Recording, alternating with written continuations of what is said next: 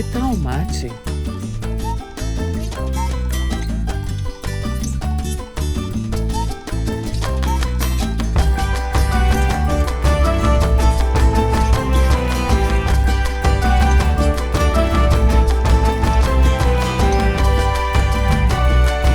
Esse é o podcast do Asan Círculo.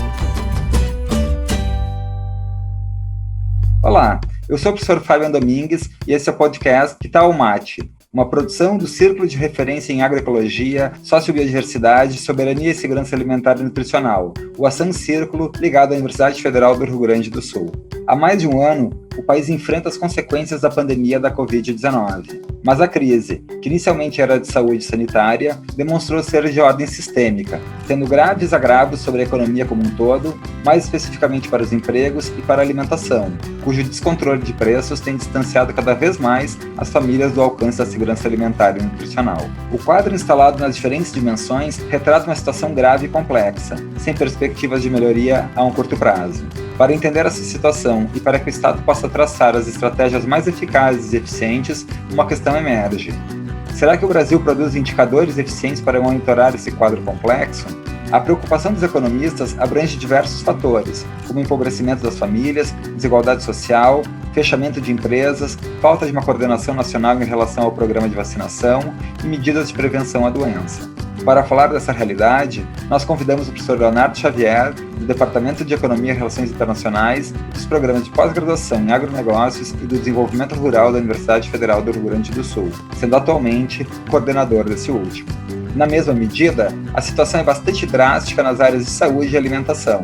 Para contribuir com esta roda de chimarrão, a nossa segunda convidada deste episódio é a professora Semiramis Martins Álvares Domene.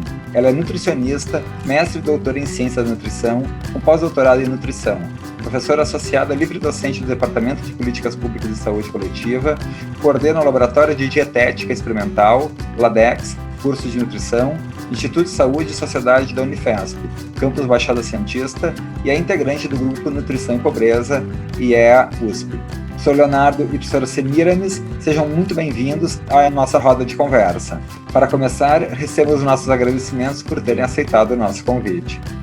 Professor Leonardo, nesse período de pandemia, com o aumento do desemprego, o possível colapso do sistema de saúde, a volta da fome em vários setores da sociedade, outro fator que passa a agravar ainda mais esse cenário é o alarmante aumento do preço dos alimentos. Nesse contexto, poderia nos explicar por que está ocorrendo esse fenômeno e como são levantados os dados para monitorá-lo? Bom, professor Fabiano, a pergunta realmente é bastante desafiadora, né? Então, nós que estudamos aí na área da economia, nós temos sempre uma preocupação relacionada ao comportamento dos preços, e a gente encontra um cenário de crise em que, no primeiro momento, houve uma contração muito rápida da demanda doméstica, né, por alimentos, e um efeito colateral em relação ao conjunto de incertezas que a gente tem observado desde o início da pandemia, na área econômica, que tem levado a ter um efeito consequente disso, que é de aumento no preço do dólar diante de moedas de países mais fragilizados ou com economias mais fracas, como a economia brasileira. Então, o que a gente percebe é que tem esse aumento do preço do dólar, né, olhando de uma maneira panorâmica, que tem afetado todos os preços da economia, inclusive preços dos alimentos, haja vista que nós somos fortemente dependentes de alimentos diretamente ou indiretamente vinculados a grãos, né? E como os grãos, em boa medida, eles têm cotações internacionais, ou seja, preços cotados em dólares, isso acaba por gerar um efeito colateral também para os preços internos em reais. O cenário recente, ele expressa isso.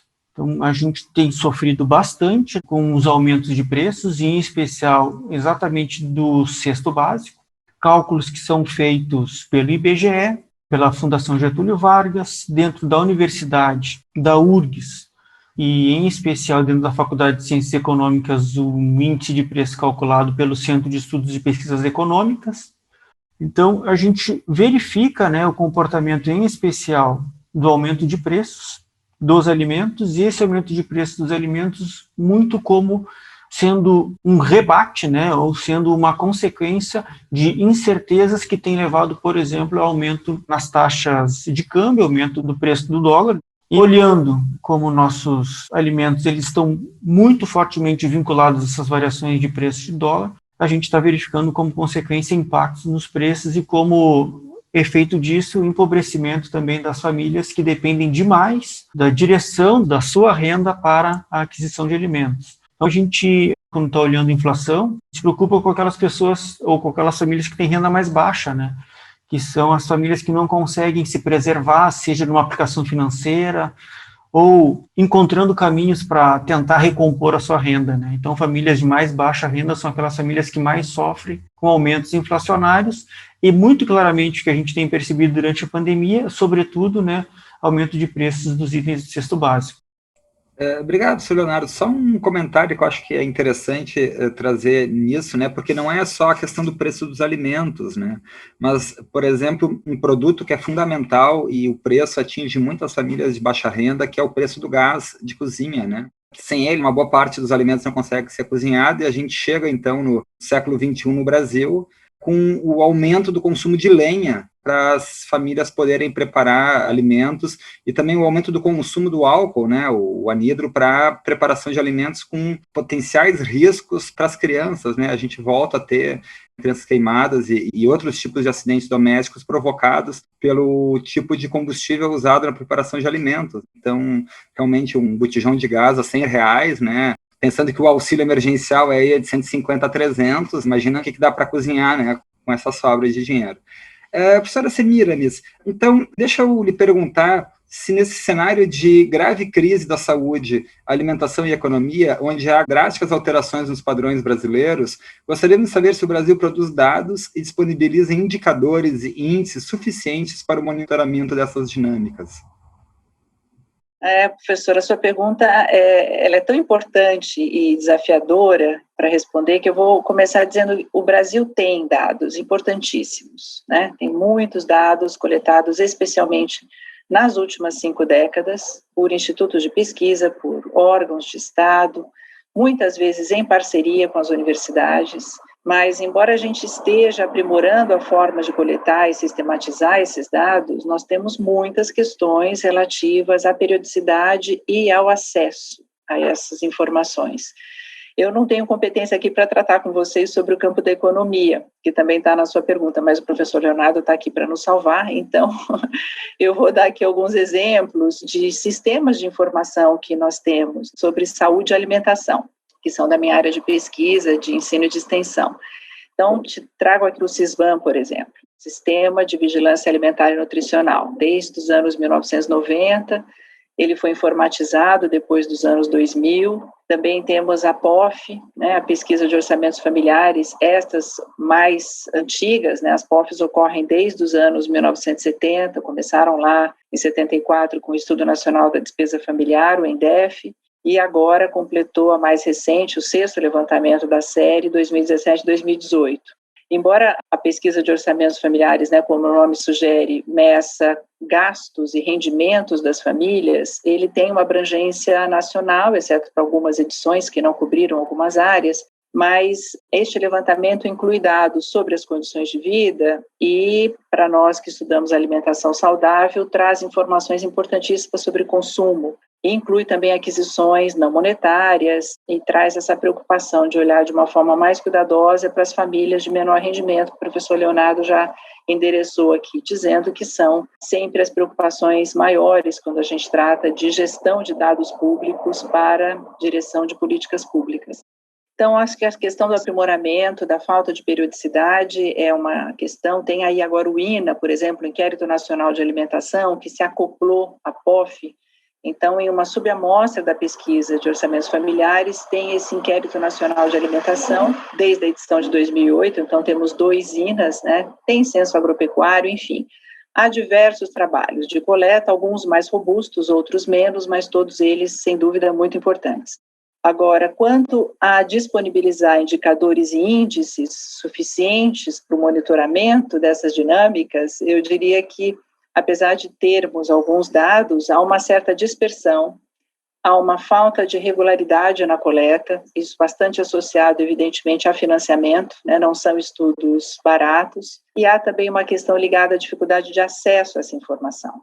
Então, acho que uma questão que talvez a gente pudesse trazer aqui também para completar a sua pergunta é saber para que esses dados servem. Além dos pesquisadores, que a gente já tem uma familiaridade maior de tratar dessa temática, acho que é importante a gente também discutir aqui que o desenho de uma diretriz de saúde para aleitamento materno, que é uma ação em saúde fundamental, né, e previne um sem número de agravamentos de saúde das crianças e da vida adulta, como já se comprovou, o controle de doenças crônicas, diabetes, hipertensão, a identificação da desnutrição e da própria fome são questões de interesse da sociedade, né? Então, esses dados servem também para os gestores públicos, para definir políticas de uma forma aí a considerar as diretrizes que emergem da análise desses dados, que em geral é feita nas universidades. Mas há um caminho aí para a gente percorrer, e eu acho que as conversas que nós temos travado, especialmente agora nas parcerias que estamos estabelecendo, têm nos ajudado a enxergar a potência dessas bases. Então, professora Semiramis, nesse assunto ainda dos dados, seria possível compartilhar conosco como é que são produzidos os bancos de dados nas áreas de saúde, segurança alimentar e nutricional, e qual é a sua importância? Um pouco tu já falou isso, né, mas aprofundar essa ideia, e se eles são disponibilizados para os níveis federal, estadual e municipal em plataformas seguras? Esse trabalho não é linear, ou seja, nem todos os dados estão disponíveis a partir da mesma sistematização metodológica. O trabalho normalmente se inicia definindo-se que objetivo aquele levantamento quer alcançar e partindo aí para os estudos amostrais, ou seja, identificar primeiro o que vai ser medido e depois onde vai ser medido. Então, esses números normalmente são ajustados de acordo com o recurso que se tem disponível para fazer o estudo. Então, não há um modelo único, mas, por exemplo, o ENDEF, que eu mencionei aqui, que foi o primeiro levantamento de consumo alimentar dessa série da POF, nos anos 70, ele foi feito com os pesquisadores indo na casa de cada uma das famílias e lá permaneceram por uma semana medindo o consumo alimentar e os outros gastos, né? E vocês vão imaginando o trabalho, o tamanho desse estudo. Nunca mais foi feito dessa forma. Mais recentemente, o recurso digital tem ajudado bastante, várias pesquisas, a PENSE, por exemplo, que é uma pesquisa muito importante feita em parceria entre o IBGE e o MEC, a Pesquisa Nacional de Saúde do Escolar, ela começou em 2009, já numa época, então, que os recursos digitais estavam mais acessíveis. Então, já é possível fazer uma coleta mais automatizada desses dados, com um protagonismo maior da pessoa que é entrevistada.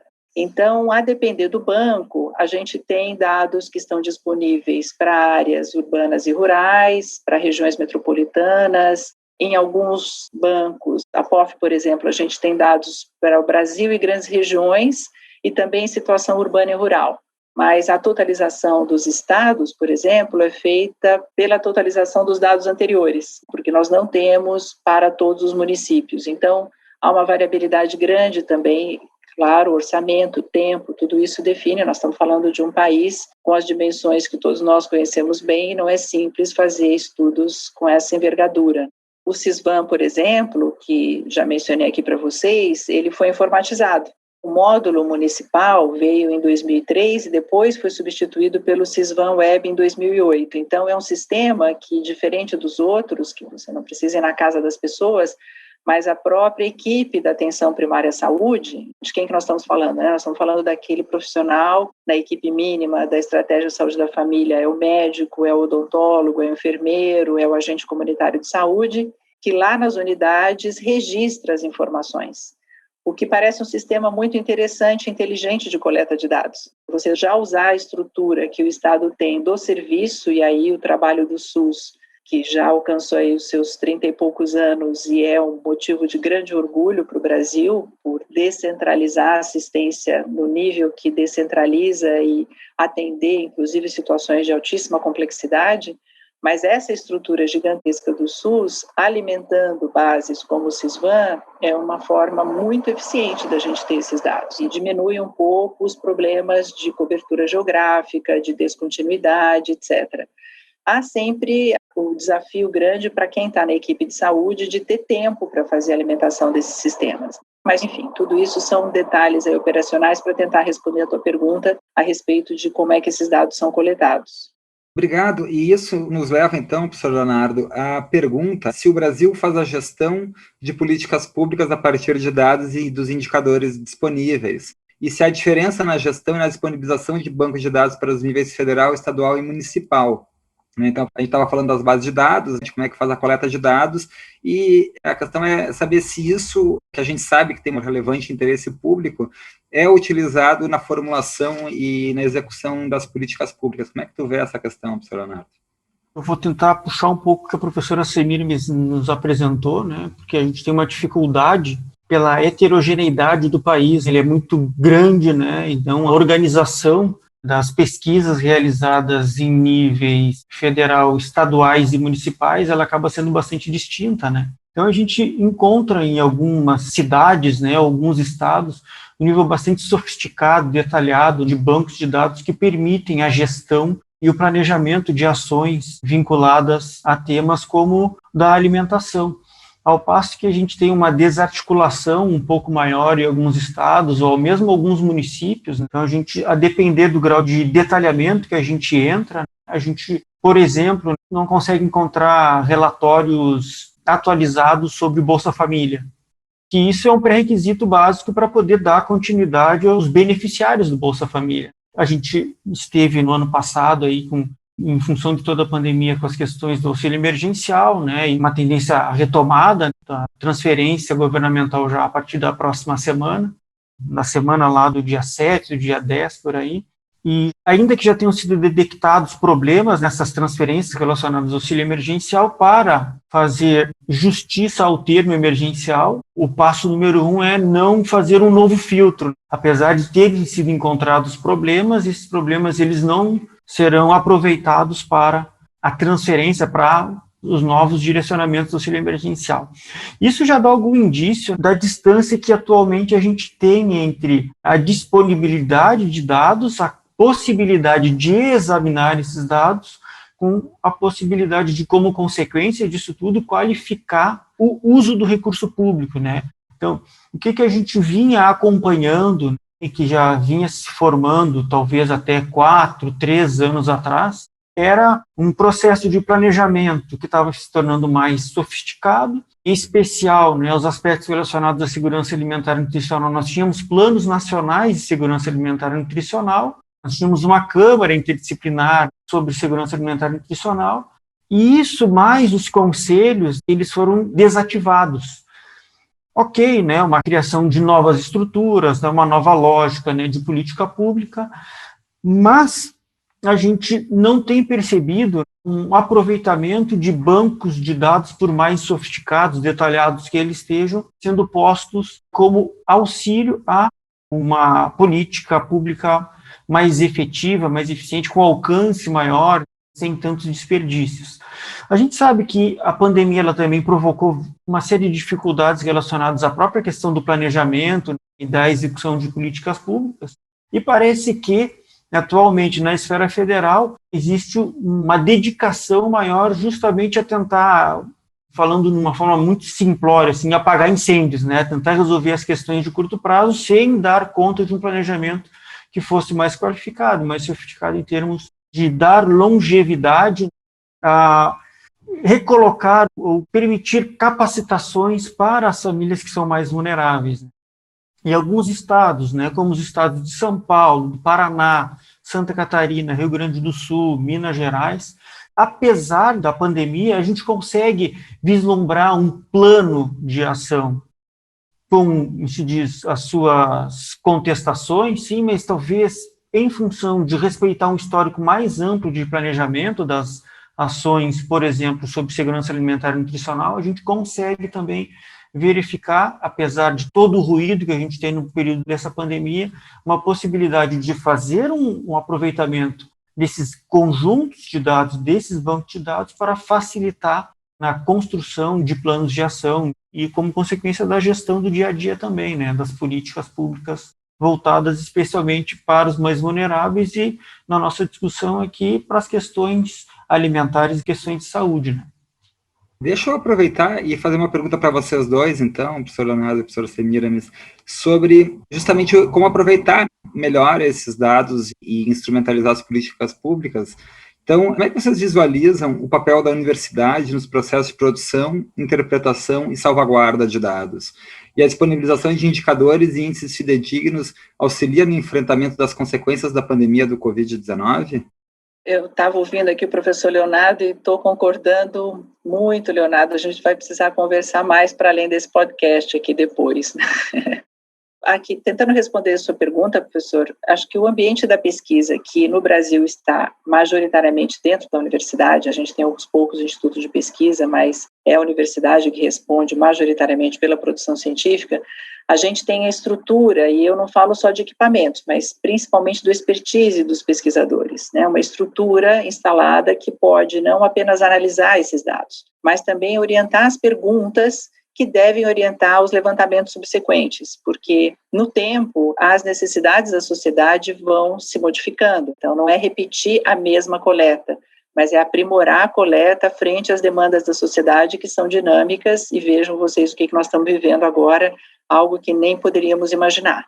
Ou seja, olhar para o que os dados revelam vai ajudar sempre a direcionar os recursos e apontar novas fronteiras que a gente queira alcançar. Isso evita que recursos que são preciosos nesse país, um país que tem uma desigualdade social, que infelizmente nos coloca aí como destaque no cenário internacional, a gente tem 30% da riqueza, eu vou falar aqui com um economista, me desculpe, mas a gente tem aqui 1% dos mais ricos detendo 1/3 da riqueza do país, se eu não estou muito enganada, mas é uma coisa absurda, né? Então, o professor Leonardo tratava aí também da pressão do mercado internacional sobre o preço dos alimentos, decorrência dessa instabilidade, das incertezas que nos cercam nesse momento. Então, usar esse recurso de uma maneira inteligente, adequada e dirigida para os problemas é alguma coisa que a universidade, por exemplo, vem contribuindo. E você também tratou da salvaguarda dos dados. Isso me dá a chance de trazer para essa reflexão que esses levantamentos, se são feitos com recurso público, esses dados, essa é uma premissa que eu coloco aqui com uma provocação, na minha concepção, eles devem ser de acesso público. Ou seja, a universidade tem o expertise para cooperar na gestão dos dados, mas há uma exigência essencial de que o caráter público dessas informações esteja a favor dos interesses coletivos das cidadãs e dos cidadãos que, com seus impostos, sustentam toda essa estrutura. Então, a defesa das instâncias de controle social, o professor Leonardo comentou recentemente sobre o esvaziamento dos conselhos, é, na minha concepção, absolutamente central para a gente não perder de vez tudo que a gente conquistou até aqui.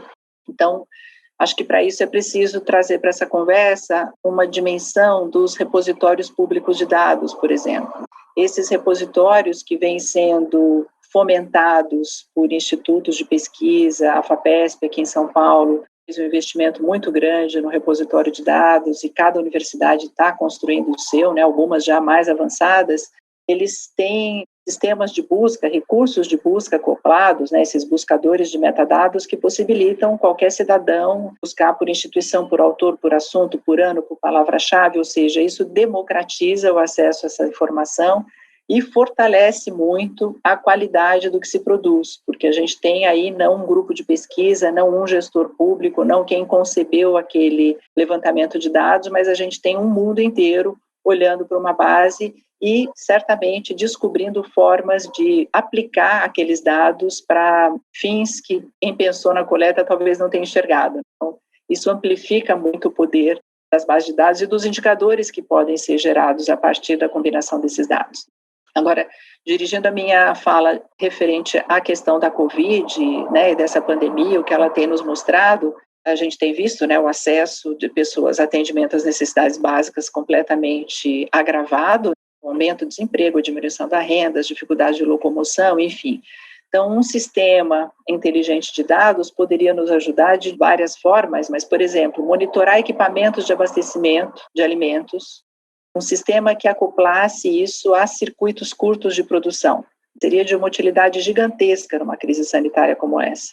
Enquanto não temos isso, mas a gente já sabe, pelo menos com os dados que temos, pelos levantamentos que a gente mencionou e outros, onde é que estão as famílias em maior insegurança alimentar. Isso a gente já sabe, isso vem a partir desses estudos. Então, você vê iniciativas, por exemplo, como de Belo Horizonte, a Prefeitura de Belo Horizonte, que convidamos recentemente para discutir conosco no Grupo Nutrição e Pobreza sobre as ações que vem implementando.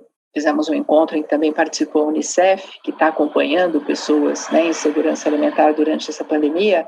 Belo Horizonte tem uma diversificação de mecanismos, então eles têm sistemas de distribuição de cestas, mas também tem restaurantes populares, também tem um olhar para a alimentação escolar, ou seja, consegue-se olhar para essa estrutura toda, os dados que estão disponíveis e enxergar onde é que eu consigo investir o recurso que existe disponível para alimentar essas pessoas. Tem muito que aprimorar, claro, o uso da tecnologia digital com os celulares vem nos ajudando muito, acho que até para fazer também o levantamento de outros comportamentos de cuidado, de risco, funcionam muito bem, para desenhar estudos também mais robustos que os atuais, mas a regularidade do investimento é muito importante. E aí concluo trazendo para a pauta aqui a construção da plataforma de gestão do conhecimento em soberania e segurança alimentar e nutricional, a Plagesan, esse projeto que é coordenado pelo Ministério de Ciência e Tecnologia e tem o apoio científico das nossas universidades, da Universidade Federal do Rio Grande do Sul, da Unifesp, também da Unesp e da Universidade do Estado de São Paulo, né, a Unesp e da Universidade Federal do Pará. E é um projeto que se insere na gestão e disseminação do conhecimento em soberania e segurança alimentar desse mesmo ministério e que pretende favorecer a integração de projetos e de dados por meio dessa estrutura de governança para trabalho em rede e socialização desses conhecimentos e tecnologias, de maneira que a gente tenha ferramentas para além da produção de conhecimento também para interesse social. Obrigado, professora. Tema complexo, né, que acho que tem várias facetas aí a serem exploradas. E eu pergunto então para o professor Leonardo, né, eu faço a mesma pergunta, como é que tu visualiza o papel da universidade nos processos de produção, interpretação e salvaguarda dos dados e a disponibilização de indicadores e índices fidedignos auxilia no enfrentamento das consequências da pandemia do Covid-19?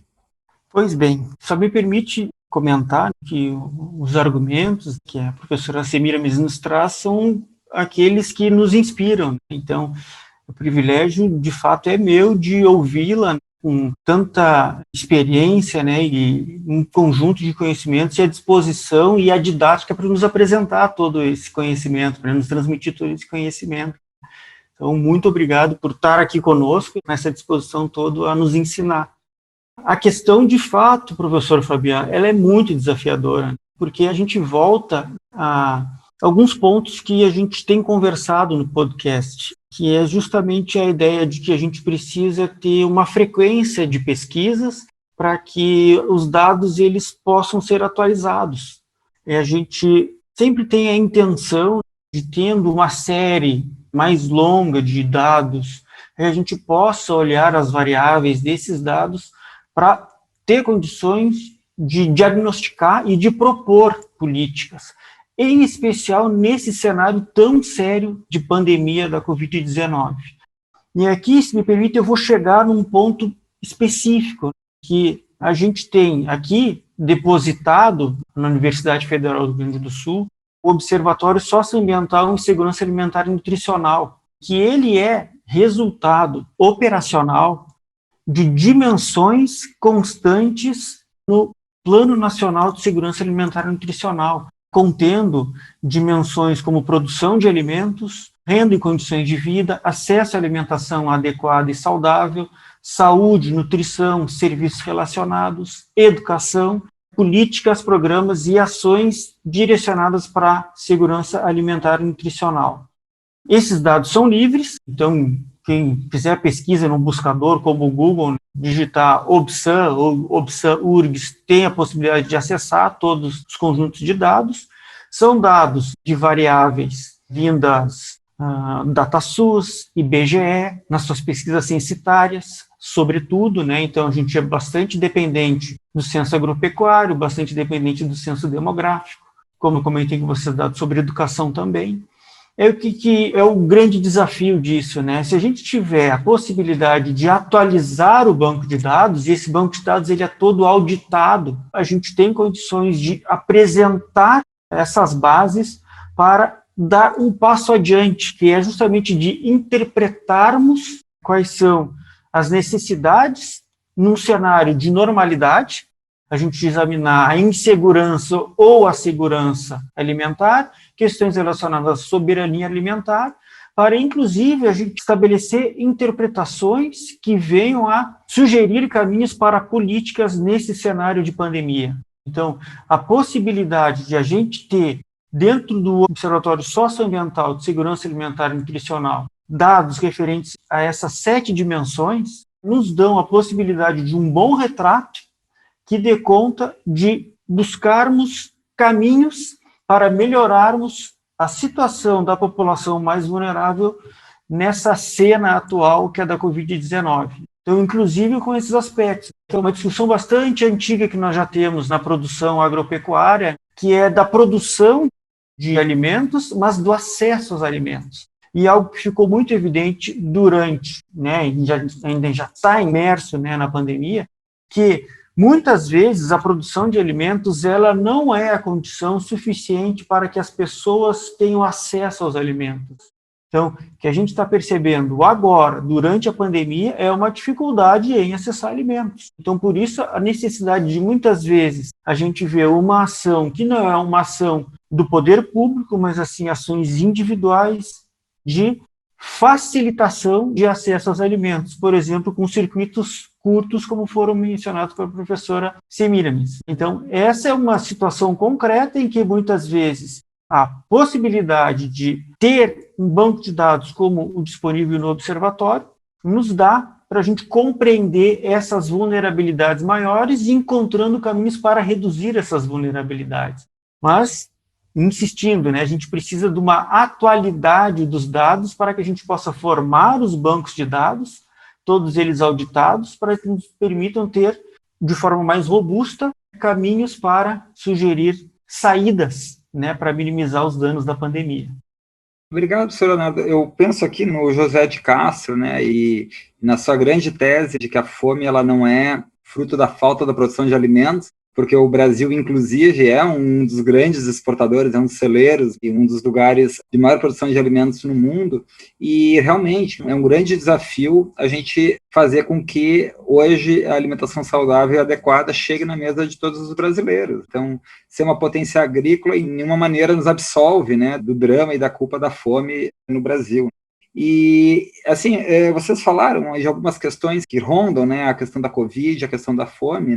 Falaram dos circuitos curtos, da produção periurbana, que também isso foi uma política que foi abandonada no Brasil, da produção das áreas rurais, das grandes regiões metropolitanas serem lugares privilegiados de produção de alimentos para a produção das grandes cidades.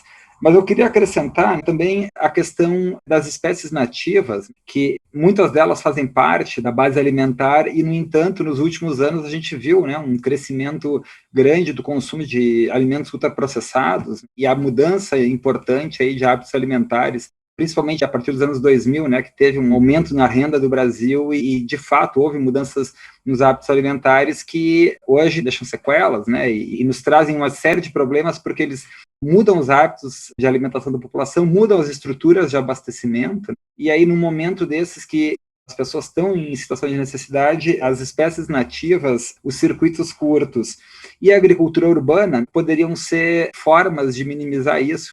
Eu falo da agricultura urbana dentro das cidades porque a gente sabe que existem muitos espaços vazios, espaços ociosos que poderiam estar nesse momento em que as pessoas também não podem circular, poderiam ser aproveitados, inclusive não só em termos de segurança alimentar e nutricional, mas por uma mudança nos hábitos culturais e alimentares da população, que seria desejável.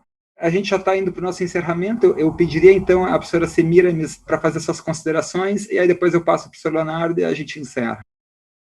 Bom, é difícil terminar uma conversa boa dessa, mas só queria fazer um pequeno comentário, professor Fabian, a respeito dessa sua última argumentação. Eu acho que você toca numa outra frente, a gente pode desdobrar essa conversa talvez no futuro, mas olhar para o sistema alimentar predominante no Brasil hoje é uma opção de Estado, Então, a gente está num esforço gigantesco, fomentando comida de verdade. Você trouxe a questão do uso dos frutos da biodiversidade, esse é um dos muitos caminhos que a gente pode articular. Acho que a ideia do Guia Alimentar para a População Brasileira veio nessa direção, e ele também foi contra-hegemônico desde a sua concepção, Mas, enfim, queria agradecer pela excelente interlocução, cumprimentar aí toda a equipe do Círculo de Referência em Agroecologia, a San Círculo, e também o Programa de Pós-Graduação em Desenvolvimento Rural, aí na figura do professor Leonardo e ao professor Fabian. Vocês têm aí um acúmulo muito interessante na Federal do Rio Grande do Sul, que eu acho que é, assim, notável, né? Eu acho que é um modelo aí para o Brasil olhar para o que vocês têm feito, então fico muito feliz de poder fazer essa interlocução com vocês. Estou à disposição para outra oportunidade. Obrigada. Teremos, professora, teremos. Professor Leonardo, então, suas considerações.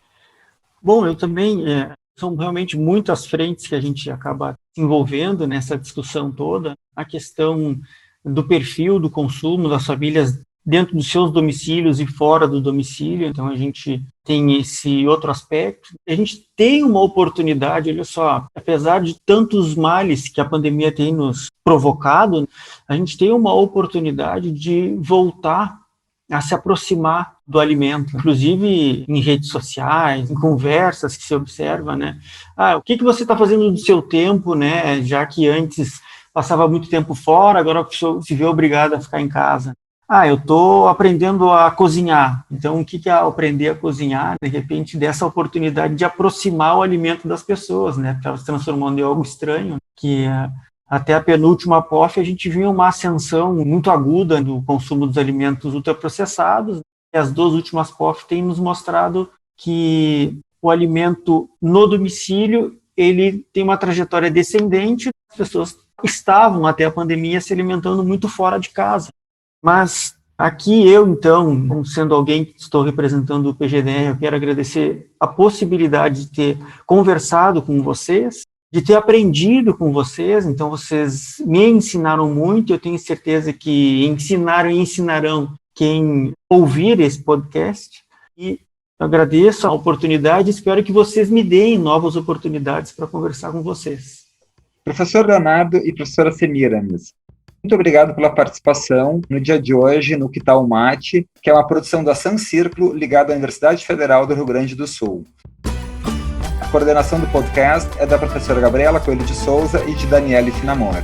A produção e o roteiro são da Gabriela Coelho de Souza, Silvana Granja e Jaqueline Patrícia Silveira. A vinheta e a edição de áudio são de Pedro Diguá e a identidade visual é de Helena de Lima Miller. Até o próximo episódio. Que tal o mate?